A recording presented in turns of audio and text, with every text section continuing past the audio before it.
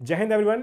दुनिया की शांति के लिए बहुत ही अच्छी न्यूज हमारे बीच में आ रही है। इजराइल और हमास के बीच में सीज फायर हो चुका है। किसने सीज फायर करवाया हुआ है? तो अगर हम लोग देखेंगे कतर। कतर कहाँ पे? दोहा पे, जहां पे कतर की कैपिटल दोहा है, जहां पे विश्व कप भी खेला गया था फीफा का 2022 में, है ना। वहां पे सीज फायर करवाया हुआ है। अभी हम लोगों ने देखा कि अफगानिस्तान के और अमेरिका के बीच में, तालिबान जो अफगानिस्तान के अंदर है और जो अमेरिका, वहां पे भी इसकी मीटिंग कहाँ हुई थी? कतर के अंदर हुई थी। अच्छा, सीज फायर हो गया है। सीज फायर का मतलब क्या है? 4 दिन का सीज फायर हुआ है। इसका मतलब ये नहीं कि युद्ध विराम हो गया है। सीज फायर मतलब 4 दिन का हुआ है। इतने दिन तक की जो इजराइल है, कोई भी वहां पे बॉम्बिंग या किसी भी तरीके से हमला, कोई भी ड्रोन एक्टिविटी गाजा के अंदर नहीं करेगा। तो आप देख सकते हैं, रूटर्स की खबर है, Israel Hamas war, the hostage deal and cease fire explained. ठीक है, ऐसा क्यों हुआ है ना।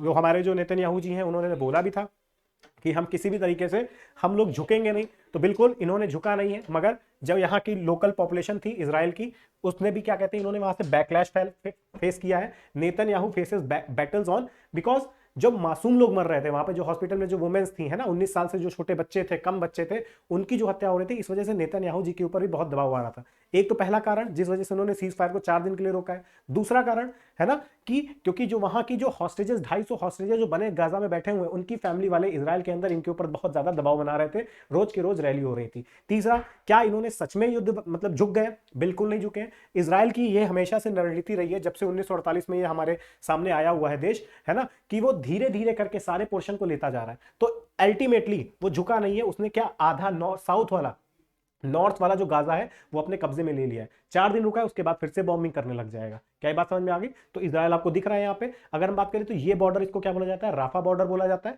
गाजा और इजिप्ट के बीच में बॉर्डर पाया जाता है, गाजा बॉर्डर। ठीक है। आयरन स्वॉर्ड जो ऑपरेशन है, किसने लॉन्च किया था? इजराइल ने हमास के ऊपर, और हमास ने इजराइल के ऊपर कौन सा किया था? ऑपरेशन अल अस्कामोस। तो ये सारी बातें मैंने आपको बताई। अच्छा, डील के अंदर हुआ क्या है? डील के अंदर बोला गया है कि आप 50 वुमेन्स और बच्चे हमें दो, साथ ही साथ जो 19 साल से कम के हैं उसके साथ ही साथ आपको 150 फिलिस्तीनियों को छोड़ना पड़ेगा। हमास ने बोला मुझे 150 लोग दो, यानी कि 1/3 का हिसाब वहां पे चल रहा है। तो इस तरीके से आप देख सकते हो, हम लोग ने देखा कि इजराइल के बीच में 4 दिन का सीज फायर हो गया है। 5वें दिन आगे क्या होगा देखा जाएगा। अभी हम लोग ने देखा कि वहां पे कतर दोहा के अंदर ये शांति वार्ता हुई है 4 दिन की। आई होप कि ये न्यूज आपको समझ में आई होगी। अगर समझ में आई है तो प्लीज कमेंट सेक्शन में जरूर बताइएगा। मिलते हैं कल। जय हिंद।